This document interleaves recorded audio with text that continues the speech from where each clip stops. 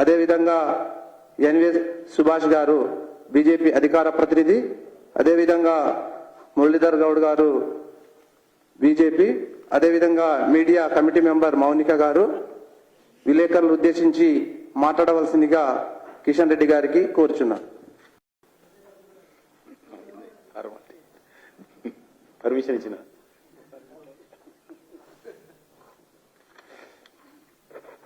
మిత్రులందరికీ నమస్కారం. మరొకసారి అందరికీ భారతీయ జనతా పార్టీ తరఫున తెలుగు ప్రజలందరికీ హృదయపూర్వకమైనటువంటి సంక్రాంతి పండుగ శుభాకాంక్షలు.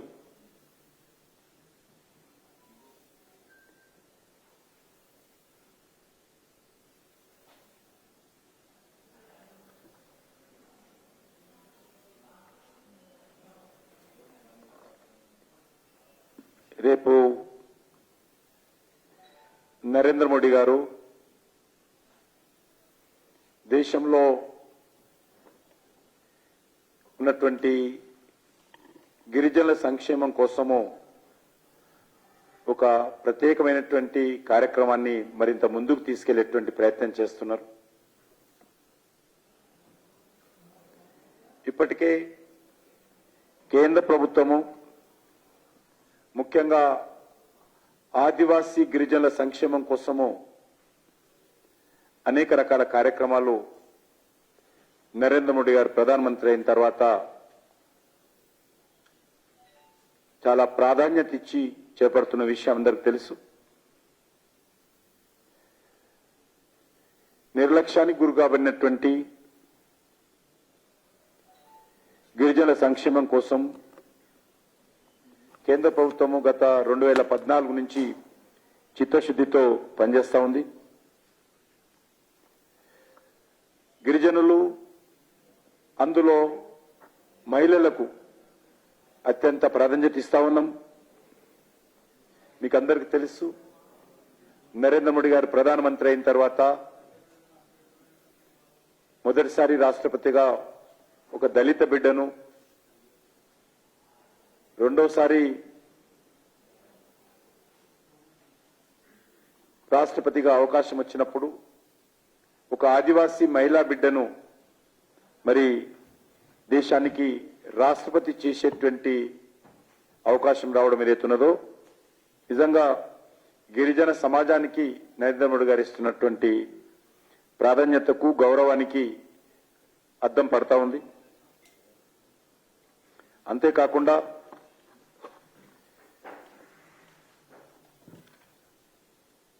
నరేంద్ర మోడీ గారు ప్రధానమంత్రి అయిన తర్వాత గిరిజన సంక్షేమం కోసం హోల్ ఆఫ్ గవర్నమెంట్ అప్రోచ్ అన్ని శాఖలను సమన్వయం చేసుకుంటూ ఈరోజు మరి ముందుకు తీసుకెళ్తా ఉన్నాం. ముఖ్యంగా గత సంవత్సరము 2023లో వివిధ మంత్రిత్వ శాఖలు వివిధ పథకాల ద్వారా 1,17,943 కోట్లు గిరిజన సంక్షేమం కోసం ఈ యొక్క సంవత్సరంలో భారత ప్రభుత్వం ఖర్చు పెడతా ఉంది. ఇది కాకుండా ఇంకా అనేక ఇతర కార్యక్రమాలు కూడా ఉన్నాయి. కేంద్ర ప్రభుత్వము ఈ విషయాన్ని దృష్టిలో పెట్టుకొని మరి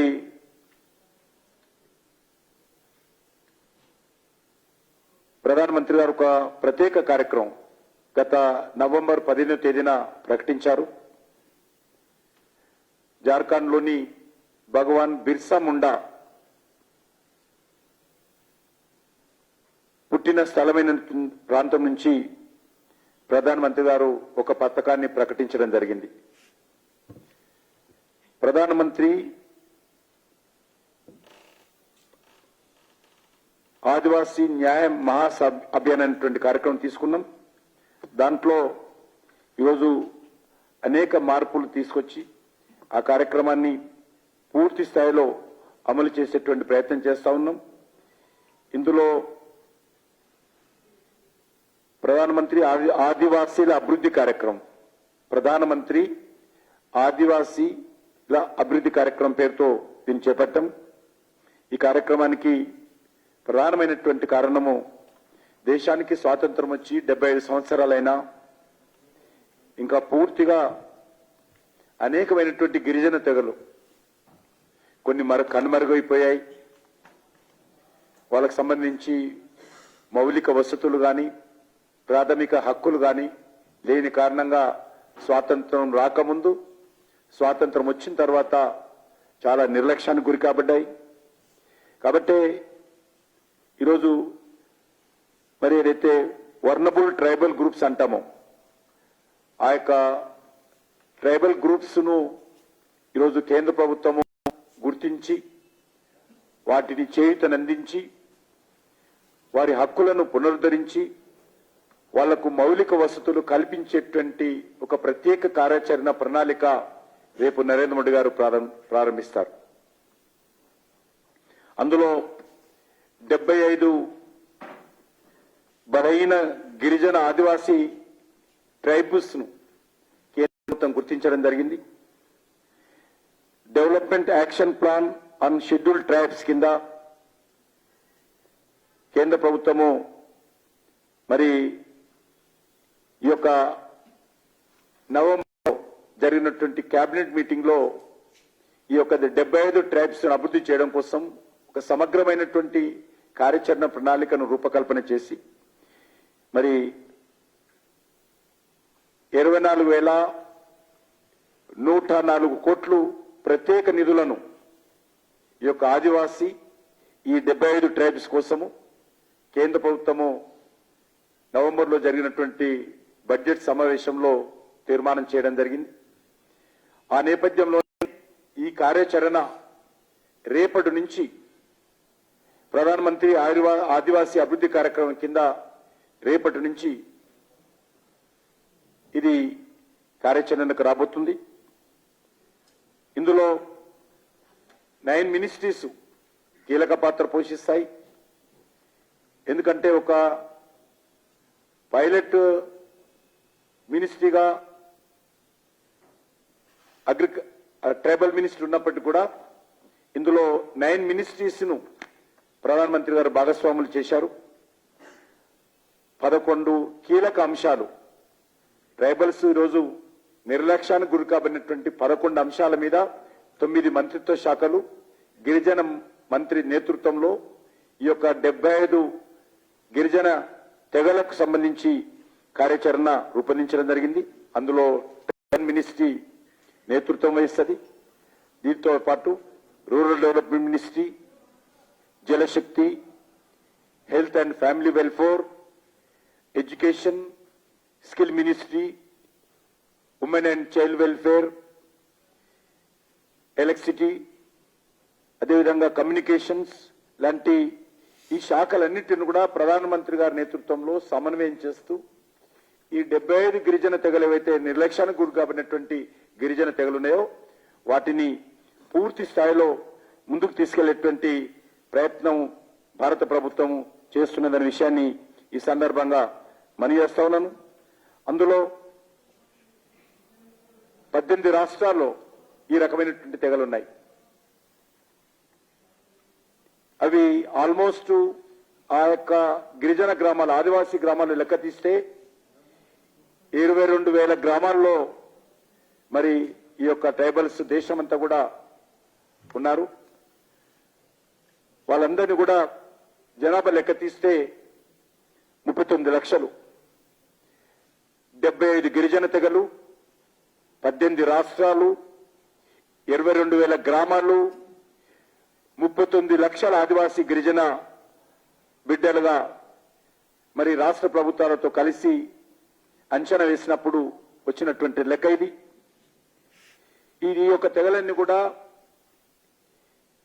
ఇది చెప్పినట్టు ఒక గ్రామంలోనో ఒక గుట్ట మీదనో కాకుండా ఆయా గ్రామాల్లో అనేక ప్రాంతాల్లో విడివిడిగా అక్కడో 10 మంది ఇక్కడో 10 మంది చొప్పున నివాసం ఉంటున్నటువంటి పరిస్థితి ఉన్నది. దీని కారణంగానే 75 సంవత్సరాలుగా వారికి ఏ రకమైనటువంటి ఒక ఎలక్ట్రిసిటీ కానీ, ఒక రోడ్డు కానీ, ఒక రేషన్ కార్డు కానీ, ఒక హౌస్ కానీ ఏది కూడా నోచుకోకుండా నిర్లక్ష్యానికి గురి కాబడినటువంటి గిరిజన బిడ్డలు వీళ్ళు. ఆదివాసీ ఈ యొక్క గిరిజన బిడ్డల అభివృద్ధి కోసము మరి గిరిజన గ్రామాలను గుర్తించాం. ఇప్పుడు ఈ యొక్క 22,000 గ్రామాలలో రోడ్లు, టెలికాం కనెక్టివిటీ, ఎలక్ట్రిసిటీ, విధంగా ఇల్లు కట్టించడం, అయినాక స్వచ్ఛమైనటువంటి రక్షిత మంచినీటి పథకంలో భాగంగా ట్యాప్ వాటరు, శానిటేషను, అదేవిధంగా స్కూల్స్, ప్రైమరీ హెల్త్ సెంటర్స్, అదేవిధంగా అంగన్వాడీలు ఏర్పాటు చేసి పౌష్టికారం మీద, ఎందుకంటే చాలా మంది గిరిజనుల్లో రక్తహీనత ఉంటుంది, అందుకే ఆ యావరేజ్ లైఫ్ కూడా తక్కువ ఉంటుంది వాళ్ళం.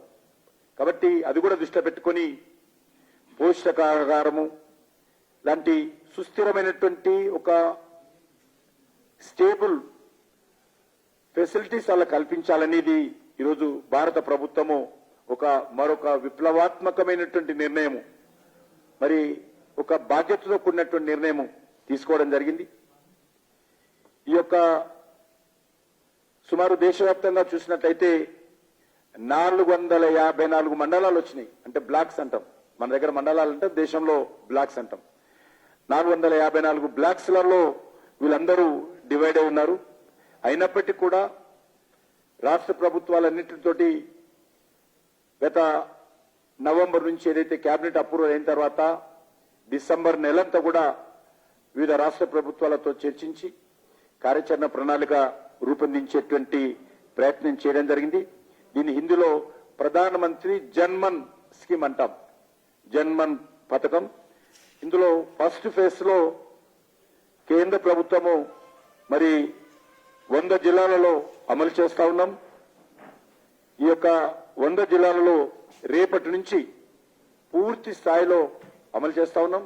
సంతోషం ఏంటంటే ఏదైతే నవంబర్ 15 కేబినెట్ అప్రూవ్ అయిందో నవంబర్ 17 నుంచి అంటే ఈ రోజు వరకు అంటే 45 రోజులు, ఈ 45 రోజుల్లోనే వీళ్ళకి సంబంధించినటువంటి అనేక మరి బెనిఫిషరీస్ ను భారత ప్రభుత్వం గుర్తించింది.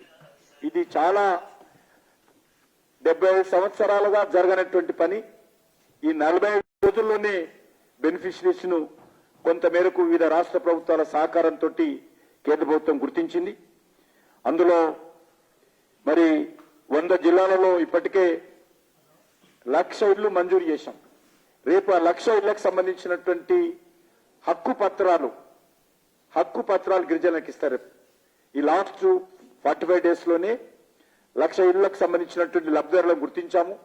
వాళ్లకు రేపు సంబంధించి హక్కు పత్రాలు ఇచ్చి ఆ యొక్క ఇళ్ల నిర్మాణం కూడా రేపటి నుంచి ప్రధానమంత్రి గారి ఫౌండేషన్ ద్వారా ప్రారంభం కానున్నాయి. అదేవిధంగా ఆ యొక్క తండాలకు ఇప్పటికే 1,000 కిలోమీటర్ల రోడ్డు వేయాలని చెప్పి కూడా మేము దానికి సంబంధించినటువంటి నిర్ణయం కూడా తీసుకొని దానికి సంబంధించి బడ్జెట్ కూడా మంజూరు చేశాము. ఆ యొక్క రోడ్ల పని కూడా రేపటి నుంచి 1000 కిలోమీటర్లు ఫస్ట్ ఫేజ్ లో రోడ్డు నిర్మాణం జరుగుతుంది. అదేవిధంగా సుమారు 20,000 ఇళ్లకు 27,000 హౌసెస్ కు ట్యాప్ వాటర్ కూడా రేపు మరి ప్రారంభించబోతున్నామని మనం చేస్తా ఉన్నాను. అదేవిధంగా 100 మొబైల్ మెడికల్ యూనిట్స్ రేపటి నుంచి పనులు ప్రారంభిస్తే ఈ 45 రోజుల్లోనే సాధించినటువంటివి ఇవన్నీ సక్సెస్ అనమాట. అన్ని ఐడెంటిఫై చేశాము. 100 మొబైల్ మెడికల్ యూనిట్స్ కూడా రేపటి నుంచి మరి వాళ్ళను అసైన్మెంట్ చేస్తే రేపటి నుంచి తిరగనున్నారు. అదేవిధంగా 100 హాస్టళ్లు కూడా నిర్మించబోతా ఉన్నాం. దానికి సంబంధించి కూడా 100 హాస్టల్కి సంబంధించి యాక్టివిటీ కూడా ఇవ్వడం జరిగింది. అదేవిధంగా మరి 200 మల్టీపర్పస్ కమ్యూనిటీ హాల్స్ కట్టాలి ట్రైబల్స్ కోసం. వాళ్ళు హెల్త్ కు కానీ ఎడ్యుకేషన్ కానీ స్కిల్ సెంటర్స్ కానీ ఇతరత్ర ఉన్నప్పుడు కూడా ఒక 200 మల్టీపర్పస్ సెంటర్స్ కూడా నిర్మించాలని చెప్పి కూడా నిర్ణయం తీసుకోవడం జరిగింది. అదేవిధంగా సుదూర ప్రాంతాలైనటువంటి 17 గ్రామాలకు రేపు ఎలక్ట్రిసిటీ ఇవ్వబోతున్నాం. 75 సంవత్సరాల తర్వాత మొదటిసారి ఎలక్ట్రిసిటీ లైటు మరి 17 గ్రామాలలో రేపు వెలగబోతుందనే విషయాన్ని మనం చేస్తా ఉన్నాను బల్బులు ఇళ్లలో. అదేవిధంగా 300 కొత్త అంగన్వాడీలు ప్రారంభమవుతాయి. రేపు 300 కొత్త అంగన్వాడీలకు సంబంధించి కూడా ఫౌండేషన్ స్టోన్స్ ఉంటాయి. అదేవిధంగా 72,000 ఆధార్ కార్డులు, ఇంతవరకు వాళ్ళకి ఆధార్ కార్డులు లేవు. లాస్ట్ 45 ఇయర్స్ మేము చేసినటువంటి తీసుకున్న నిర్ణయం కారణంగా మరి 72,000 ఆధార్ కార్డులు రేపు వాళ్ళకి అందిస్తాం. అదేవిధంగా సుమారు 83,000 ఆయుష్మాన్ భారత్ కార్డులు కూడా, హెల్త్ కార్డ్స్ కూడా రేపు వాళ్ళకి ఇవ్వబోతా ఉన్నాం. అదేవిధంగా ఎందుకంటే ట్రైబల్స్ కు ల్యాండ్ సొంత భూములు తక్కువగా ఉంటాయి, పట్టాలు ఉండవు. అయినప్పుడు కూడా గుర్తించి సుమారు 26,000 పైచీలకు మరి కిసాన్ సమ్మాన్ నిధి ఏదైతే సంవత్సరానికి 4,000 రూపాయల కేంద్ర ప్రభుత్వ సహకారం ఉంటుందో వాళ్లకు రేపు కేంద్ర ప్రభుత్వము 26,628 మందికి ఈ యొక్క సంవత్సరానికి 6,000 ఇచ్చేటువంటి ఒక అలాట్మెంట్ లెటర్ కూడా రేపు ప్రధానమంత్రి గారు అందించబోతా ఉన్నారు. అదేవిధంగా బ్యాంకులకు సంబంధించి ఆదివాసీలకు రుణాలు ఇచ్చేటువంటి కార్యక్రమం కూడా రేపు మరి కొంత మేరకు గుర్తించాము. సుమారు 19,479 19,479 కిసాన్ క్రెడిట్ కార్డులు కూడా గుర్తించాము. రేపు వాటిని కూడా మంజూరు చేయబోతున్నామని మనం చేస్తున్నాను. అదేవిధంగా 10,000 భూములకు ఆదివాసీ హక్కు చట్టం సంబంధించినటువంటి లీజులను కూడా రేపు అందించబోతున్నామని మనం చేస్తా ఉన్నాను. అదేవిధంగా ట్రైబల్ సర్టిఫికెట్స్ కూడా లేవు. ఫండమెంటల్ గా కాన్స్టిట్యూషన్ ప్రకారము ట్రైబల్స్ కు వాళ్ళ యొక్క క్యాస్ట్ సర్టిఫికెట్ ఇవ్వాలి. ఆ రకంగా ఈ రోజు వరకు కూడా 75 సంవత్సరాలుగా మెజార్టీ ట్రైబల్స్ కు క్యాస్ట్ సర్టిఫికెట్స్ కూడా లేవు. అందుకే ఆ విషయంలో కూడా కొంత ముందుకెళ్లి రేపు ఒక్కరోజే 49,916 క్యాస్ట్ సర్టిఫికెట్స్ కూడా రేపు ఇవ్వబోతా ఉన్నాం దేశవ్యాప్తంగా మనం వేస్తా ఉన్నాం. అంతేకాకుండా రేషన్ కార్డ్స్ కూడా ఫస్ట్ టైం 31,370 రేషన్ కార్డ్స్లకు సంబంధించి కూడా రేపు పూర్తయిపోతుందనే విషయాన్ని కూడా ఈ సందర్భంగా మనం వేస్తున్నాను. ఇంత తక్కువ సమయంలో 45 రోజులుగా ప్రధానమంత్రి గారు తీసుకున్నటువంటి చొరవ కానీ కేబినెట్ మినిస్టర్లో తీసుకున్న నిర్ణయం ప్రకారము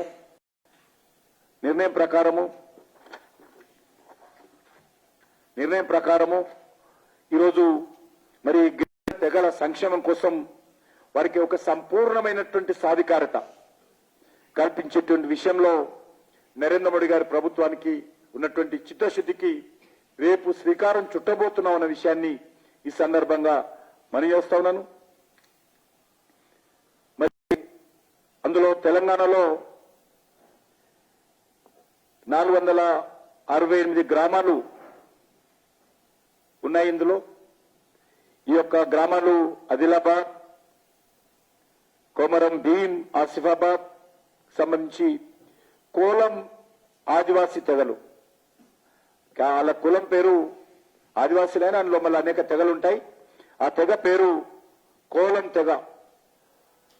ఆ 2 జిల్లాలో ఉన్నారు.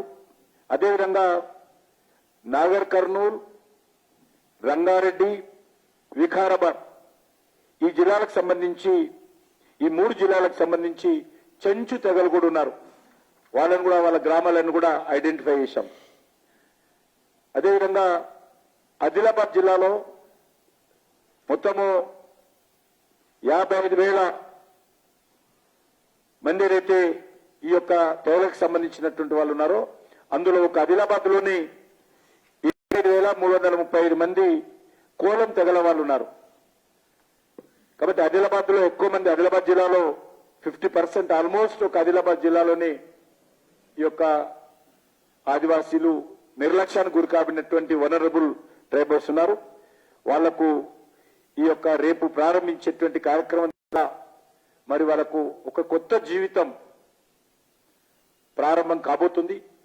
ఇది సభ్య సమాజం అంతా కూడా మనమందరం కూడా ఇది సంతోషపడాల్సినటువంటి విషయం. ఇన్ని సంవత్సరాల తర్వాత అయినా వాళ్ళకు కావాల్సినటువంటి కొన్ని మౌలిక హక్కులు, ఇది వెల్ఫేర్ కూడా అన్నాను, ఇది ఫండమెంటల్ రైట్ వాళ్ళకి ఇవ్వాల్సింది. మనమందరం కూడా ఫెయిల్ అయ్యాము.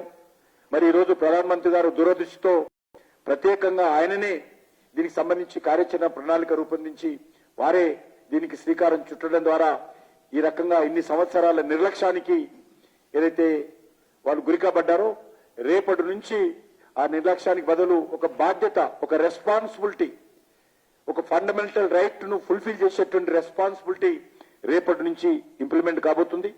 అది చాలా సంతోషకరమైనటువంటి అంశం అని చెప్పి ఈ సందర్భంగా నేను మనవి చేస్తున్నాను. మీకు అందరికీ తెలుసు, ఇప్పటికే కేంద్ర ప్రభుత్వము గిరిజనుల సంక్షేమం కోసం అనేక రకాల కార్యక్రమాలు మరి చేపట్టడం జరిగింది. గిరిజనులో ఉన్నటువంటి అనీమియా కారణంగా గిరిజనులో రక్తహీనత ఉంటుంది. దానిపైన కూడా ఒక స్పెషల్ జనరల్ ట్రైబ్స్ కు, అది బంజారా కావచ్చు, ఆదివాసీలు కావచ్చు, వాళ్ళకు సంబంధించినటువంటి కార్యక్రమం ఒకటి చేపట్టడం జరిగింది. అదేవిధంగా ఆల్మోస్ట్ 3.5 లక్షల మంది గిరిజన విద్యార్థులకు ఏకలవ్య మోడల్ స్కూల్స్ మరి ఏర్పాటు చేశాము. దానికి సంబంధించి కూడా మరి రేపు నిర్ణయం తీసుకోబోతుంది. ఒక 10,391 కొత్త పోస్టులు క్రియేట్ చేయబోతున్నాం దేశవ్యాప్తంగా. అవి కూడా మరి యుద్ధ ప్రాతిపదికన ఆ యొక్క ఖాళీలన్నింటి కూడా భర్తీ చేయాలి అని చెప్పి నిర్ణయం తీసుకోవడం జరిగింది.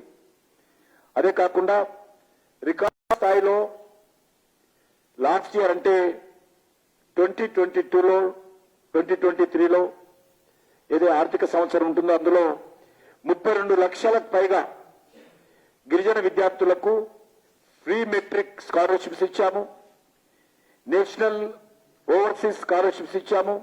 ఆ రకంగా 5 రకాల స్కాలర్షిప్స్ 32 లక్షల మందికి ఇవ్వడం జరిగిందని ఈ సందర్భంగా మనయేస్తున్నాను. అదే కాకుండా ఈ యొక్క ఉన్నటువంటి ఏకలవ్య మోడల్ స్కూల్స్ ను వాటిని ఏకలవ్య మోడల్ రెసిడెన్షియల్ స్కూల్స్ గా ఒక మోడర్న్ పద్ధతిలో డెవలప్మెంట్ చేసేటువంటి కార్యక్రమం కూడా చేపట్టడం జరిగింది. వీటన్నిటి స్వయంగా ప్రైమ్ మినిస్టర్ స్వయంగా ప్రారంభించడం, ప్రెసిడెంట్ ఆఫ్ ఇండియా స్వయంగా ఈ యొక్క రెసిడెన్షియల్ స్కూల్స్ ను ఏ రాష్ట్రానికి వెళ్తే ఆ రాష్ట్రానికి వాళ్ళ చేతుల మీదుగా ప్రారంభించడం అనేటువంటిది వాళ్ళకి ఇచ్చేటువంటి మరి గౌరవాన్ని కావచ్చు, మన యొక్క బాధ్యత కావచ్చు గుర్తెరిగి కేంద్ర ప్రభుత్వం చర్యలు తీసుకుంటుందన్న విషయాన్ని ఈ సందర్భంగా మనయేస్తున్నాను. అదేవిధంగా చదువు పూర్తయినటువంటి గిరిజన విద్యార్థుల కోసము గిరిజన తండాల్లో కానీ లేక ఆదివాసీ ప్రాంతాల్లో కానీ కౌశల్ మహోత్సవ్ పేరుతో వాళ్ళకు ఎంప్లాయ్మెంట్ జనరేషన్ చేసేటువంటి కార్యక్రమం కూడా చాలా పెద్ద ఎత్తున భారత ప్రభుత్వం చేపడుతుందనే విషయాన్ని ఈ సందర్భంగా మనయేస్తున్నాను. మీకు తెలుసు, మన్ కీ బాత్లో నరేంద్ర మోడీ గారు విధిగా వారు బయటికి చెప్పకుండా కూడా ఏదో ఒక గిరిజన ప్రాంతానికి సంబంధించినటువంటి వ్యక్తి గురించి లేక మరి సమాజంలో సేవలు అందిస్తున్నటువంటి వ్యక్తుల గురించి ప్రోత్సహించేటువంటి ప్రయత్నము తప్పకుండా మన్ కీ బాత్లో చేస్తున్న విషయాన్ని ఈ సందర్భంగా మనయేస్తా ఉన్నాను. అదేవిధంగా మొదటిసారిగా గిరిజనుల సంబంధించినటువంటి గౌరవించుకున్నటువంటి దినం ఇంతవరకు లేదు. ఇటీవల నరేంద్ర మోడీ గారు భగవాన్ బిర్సా ముండా ఏదైతే స్వతంత్ర సమరయోధుడులో బ్రిటిషులకు వ్యతిరేకంగా పోరాడి ఒక భగవంతుడిగా దేవుడిగా గిరిజన బిడ్డలు కొలుస్తారు, ఆదివాసీ బిడ్డలు.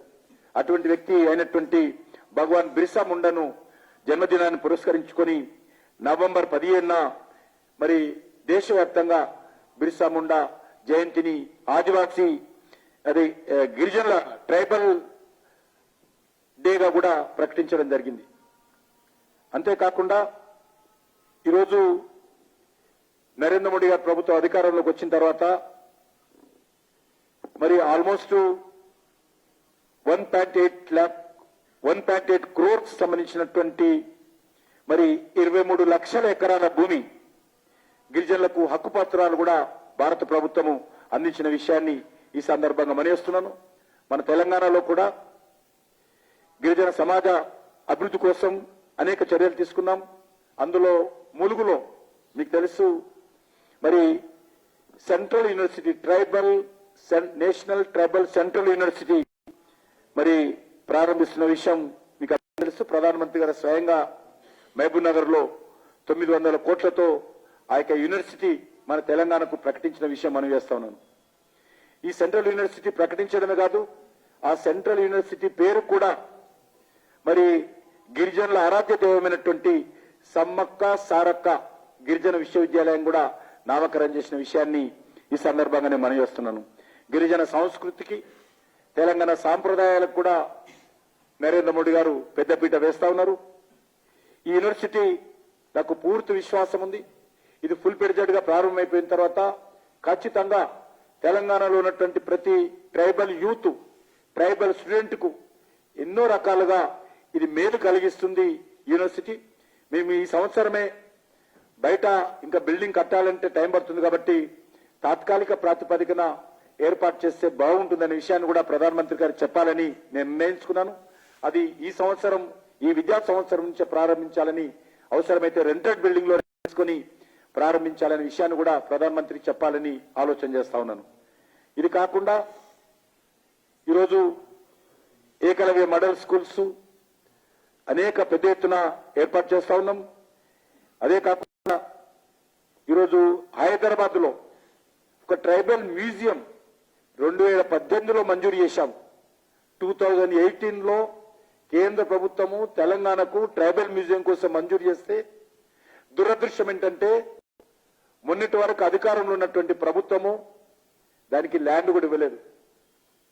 చివరకు ఇక్కడ హ్యాబిట్స్ లోనే చాలా తక్కువ స్పేస్ ఉన్నటువంటి ప్రాంతంలో ఈ యొక్క వచ్చే వారంలోనే దానికి మరి శంకుస్థాపన భూమి పూజ కార్యక్రమం కూడా చేయబోతున్నాం ఆ గిరిజన మ్యూజియానికి అని చెప్పి నేను ఈ సందర్భంగా మనవి చేస్తా ఉన్నాను. అదే సమయంలో ఆంధ్రాకి ఇచ్చాము. ఆంధ్రాకు సంబంధించి అల్లూరి సీతారామరాజు పేరు మీద ఆ మ్యూజియం ఆల్మోస్ట్ నిర్మాణం మరి చాలా వేగవంతంగా జరుగుతుంది. తెలంగాణ రామ్జీ గోండు కొమరం భీం పేరు మీద పెట్టినటువంటి మ్యూజియం ఇంతవరకు భూమి పూజ కూడా జరుపుకోకుండా టీఆర్ఎస్ ప్రభుత్వం కేసీఆర్ గారు గిరిజనుల పట్ల ఏమాత్రం ప్రేమ లేని కారణంగా ఆ మ్యూజియం 2018 నుంచి ఇంతవరకు ఎక్కడ వేసిన గొంగడ అక్కడే ఉంది. అదే కాకుండా మరి మన తెలంగాణలో ఈరోజు గిరిజనులు ఎక్కువగా ఉండేటువంటి ప్రాంతాల్లో అది భూపాలపల్లి, ఆసిఫాబాద్, భద్రాద్రి, కొత్తగూడెం ఈ 3 జిల్లాలకు సంబంధించి అత్యంత వెనుకబడిన జిల్లాలుగా గుర్తించి వీటిని ఆస్పిరేషన్ డిస్ట్రిక్ట్స్ గా తెలంగాణలో ఈ 3 జిల్లాలను భూపాలపల్లి, ఆసిఫాబాద్, భద్రాద్రి, కొత్తగూడెం ఈ 3 జిల్లాలను ఆస్పిరేషన్ డిస్ట్రిక్ట్స్ కింద మరి హోల్ ఆఫ్ గవర్నమెంట్ అప్రోచ్ లో అక్కడ ఏ గ్రామంలో స్కూల్ లేకపోతే స్కూల్ కట్టడము, ఎక్కడెక్కడ ప్రైమరీ హెల్త్ సెంటర్స్ కావాలో అక్కడ కట్టడము, స్టాచ్యురేషన్ పాయింట్స్ లో వెల్ఫేర్ యాక్టివిటీ పూర్తి స్థాయిలో జరగాలని నిర్ణయం తీసుకోవడం జరిగింది. ఇప్పటి వరకు 37 కోట్ల రూపాయలు ఈ 3 జిల్లాలలో నరేంద్ర మోడీ గారి ప్రభుత్వం ఖర్చు చేసిందనే విషయాన్ని మనం చేస్తున్నాను.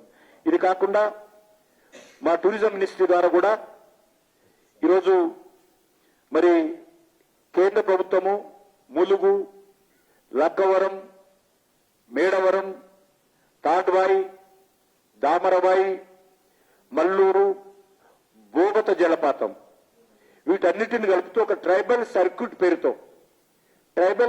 పేరుతో మరి అక్కడ మరి ఇతర ప్రాంతాల నుంచి వచ్చేటువంటి ట్రైబల్స్ కావచ్చు, లేకపోతే ప్రజలు కావచ్చు, ఆ ప్రాంతాలను, ఆ టూరిజం ప్రాంతాలను చూడడం కోసం వచ్చేటువంటి వాళ్ళ కోసం మరి అమ్యూనిటీస్ కల్పించేటువంటి కార్యక్రమం కోసం మరి అన్ని రకాలుగా టూరిజం మినిస్ట్రీ నిధులు మంజూరు చేసింది.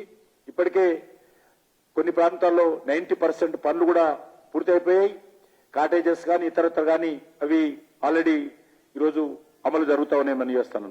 ఇది కాకుండా సోమశిల అంటే ఉమ్మడి మహబూబ్నగర్ జిల్లాకు సంబంధించి సోమశిల, సింగోటం, అక్క మహాదేవి, ఈగలపెంట, పరహాబాద్, ఉమా మహేశ్వరం, మల్లెల తీర్థం వీటన్నిటిని కలిపి ట్రైబల్ ఎకో సర్క్యూట్ పేరు మీద 92 కోట్ల రూపాయలను టూరిజం మినిస్ట్రీ గారు మంజూరు చేసి అక్కడ టూరిజం అభివృద్ధి కోసం అనేక రకాల మరి పర్యాటకులకు సంబంధించినటువంటి మౌలిక వసతులు కల్పించేటువంటి కార్యక్రమం చేపట్టడం జరిగిందనే విషయాన్ని ఈ సందర్భంగా మనం చేస్తా ఉన్నాను.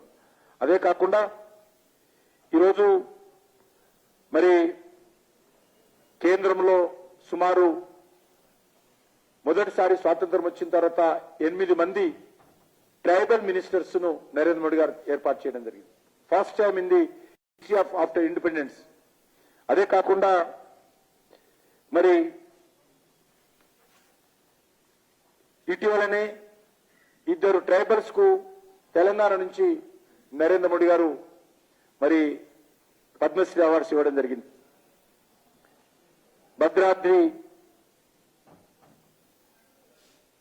కొత్తగూడెం జిల్లాకు సంబంధించి సాకిని రామచంద్రయ్య గారు, అదేవిధంగా ఉమ్మడి మహబూబ్నగర్ జిల్లాకు సంబంధించి దర్శనం మొగిలే గారికి ఈరోజు మరి ఈ యొక్క అవార్డ్స్ ఇటీవలనే ఇచ్చిన విషయాన్ని మనం చేస్తా ఉన్నాను.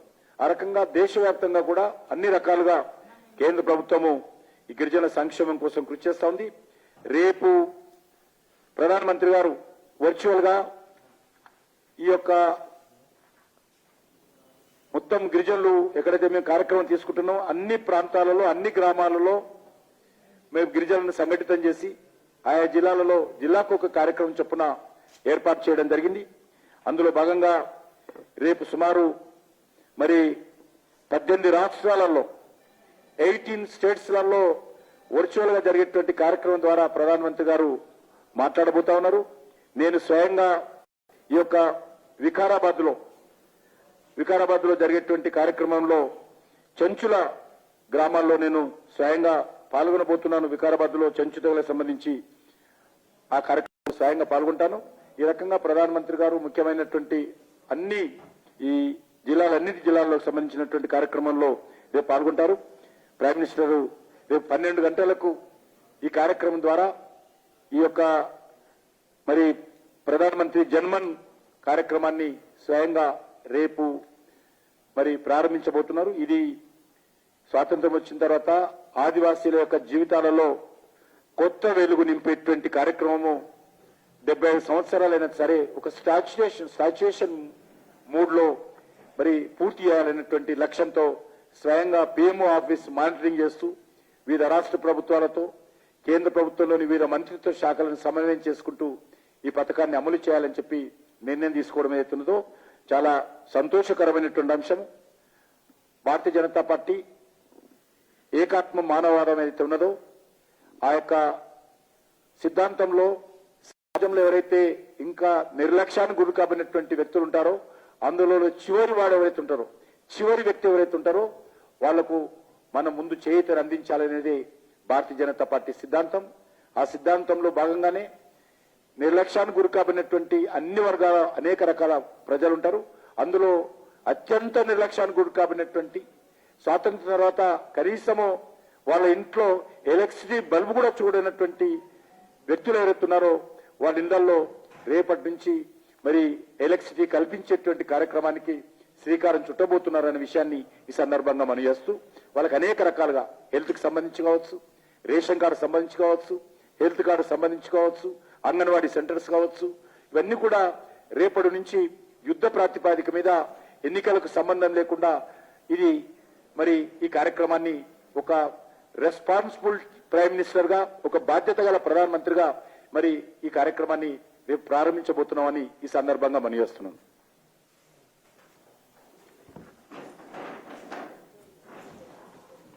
ధన్యవాదాలు.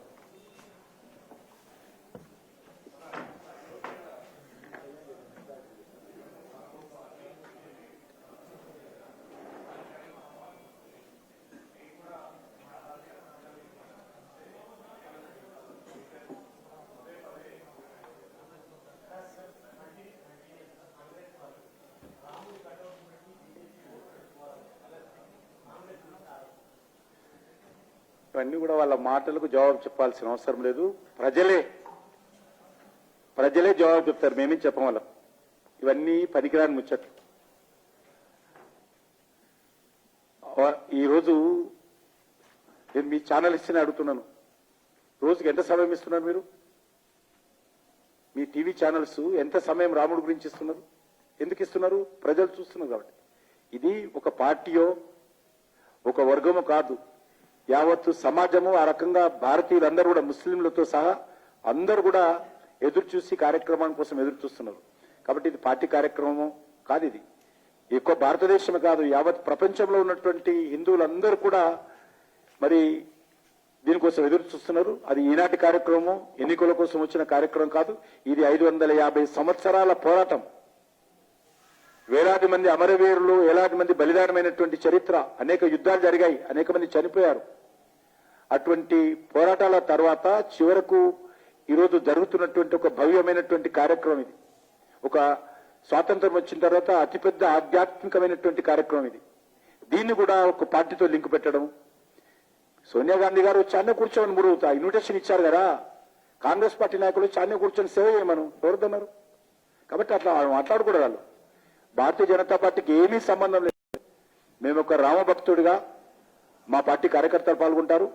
మేము రామజన్మభూమి కోసం అఫీషియల్ గా పార్టీ తీర్మానం చేసి పోరాటం చేసాం. మా పార్టీ జెండా పట్టుకుని రామరథయాత్ర చేసాం. కాబట్టి మేము చేస్తున్నాం. మీరు అడుగుతానమ్మా?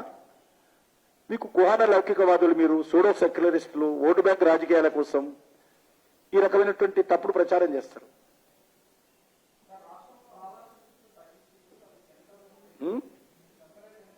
ఏంది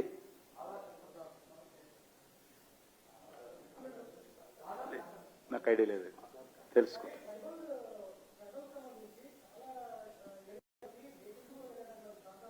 అందుకోసమే కదా గుర్తించి చేస్తున్నాం.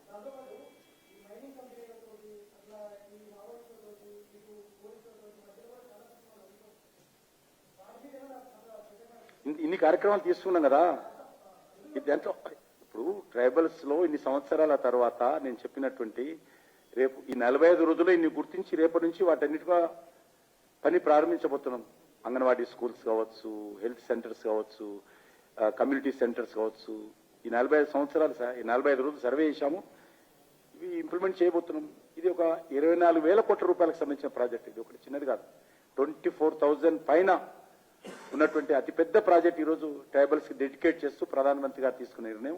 దీని ద్వారా మీరు అన్నటువంటి అన్ని సమస్యలు ఉంటే అవన్నీ పరిష్కారం చేయాలి.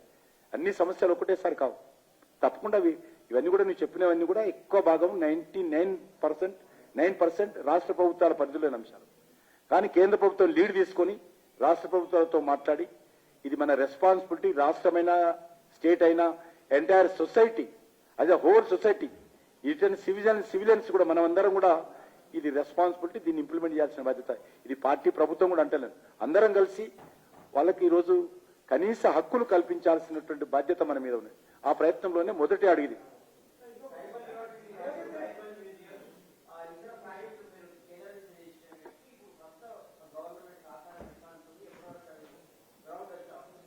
మీరు అడగాల వాళ్ళని, ఇప్పుడే గారు వచ్చింది వాళ్ళు. మేమైతే ఇలే ఈరోజు ట్రైబల్ యూనివర్సిటీ ఆలస్యం కావడానికి కూడా గతంలో ఉన్నటువంటి ప్రభుత్వమే కారణం. ఎందుకంటే ల్యాండ్ ఒకరోజు ఆదిలాబాద్ అని, ఒక ములుగు అని, ములుగులో కూడా పూర్తి ల్యాండ్ ఇవ్వకపోవడం, కావాల్సిన ల్యాండ్ అనేక రకాలుగా ఆలస్యమైంది. ఇప్పుడు అవన్నీ అయిపోయినటువంటి చాప్టరు ఈరోజు కేంద్ర ప్రభుత్వం ఫైనల్ గా ల్యాండ్ ఇచ్చిన తర్వాత ప్రకటించింది. సుమారు 900 కోట్ల రూపాయలు కేటాయించింది. ఈరోజు దానికి నామకరణం చేసింది. ఈరోజు నేను కూడా ప్రధానమంత్రి గారిని రిక్వెస్ట్ చేయబోతున్నాను, ఈ ఎడ్యుకేషన్ ఇయర్ ప్రారంభిస్తే అవకాశం ఉందా చూడాలని. ఎందుకంటే ఏదైనా రెంట్కి తీసుకుంటే స్టాఫ్ ఇవన్నీ కూడా రిక్రూట్మెంట్ ఈ 3 నెలలు అవుతుందా కాదా చూసి, ఒకవేళ అవుతే ఈ సంవత్సరమే చేయాలనేది నా కోరిక. కాకుండా కూడా ప్రధానమంత్రి గారు పూర్తిగా నిర్ణయం తీసుకొని తెలంగాణకు వచ్చి ప్రకటించాడు. దానికి సంబంధించినటువంటి స్పెషల్ ఆఫీసర్ అపాయింట్మెంట్ కాబోతున్నారు. పనులు కూడా ప్రారంభమవుతాయి. ఎక్కడ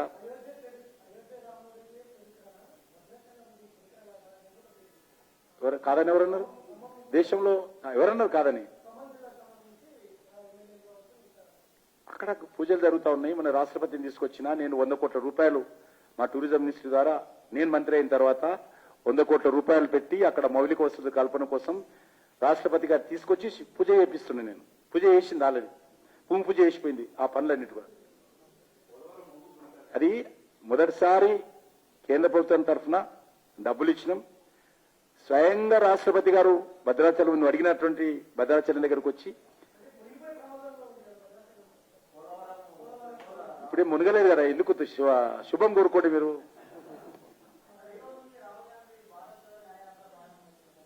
తప్పేముంది, చేసుకుని ఆయన ఇష్టం. ఆయన నువ్వెందుకు వద్దంటున్నావు? ఆయన నువ్వెందుకు, నీకేం బాధ ఆయన చేస్తే?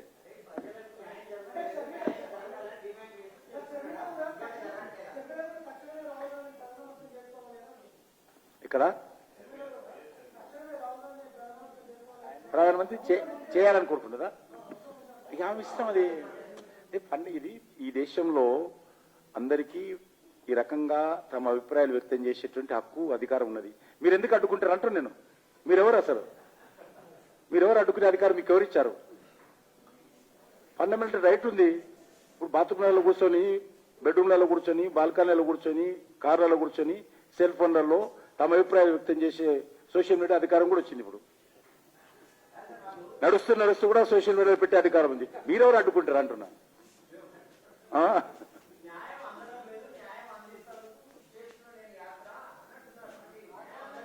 అవును, భారత ప్రజలు కాంగ్రెస్ పార్టీ చేసినటువంటి అన్యాయానికి, కాంగ్రెస్ పార్టీ చేసినటువంటి ద్రోహానికి, కాంగ్రెస్ పార్టీ చేసినటువంటి అవినీతికి, కాంగ్రెస్ పార్టీ చేసినటువంటి దుర్మార్గానికి ప్రజలు గుర్తించి ఆ పార్టీని దగ్గర తీర్చలేరు. కాబట్టి అది వాళ్ళు ఏమనుకున్నారు? అన్యాయం అనుకుంటున్నారు. వాళ్ళు ప్రజలు ఏదైతే కాంగ్రెస్ పార్టీని ఓడించారో, ఇటీవల మళ్ళీ ఓడించారో, వాళ్ళు కాంగ్రెస్ వాళ్ళు ఏమనుకుంటున్నారు? అది అన్యాయం అనుకుంటున్నారు. కాబట్టి అలా అన్యాయం అనుకుంటే మేమేం చేయలేం. న్యాయయాత్ర, కాంగ్రెస్ న్యాయయాత్ర చేస్తున్నాం. చేయాలా? చెప్పులన్నీ ప్రతి ఊరూర పోయి ముక్కు నేలకు రాసి గత 75 సంవత్సరాలుగా మా కుటుంబం చేసినటువంటి తప్పులకు క్షమా కోరుకుంటూ యాత్ర చేస్తున్నాడు. చేయని తప్పేముంది?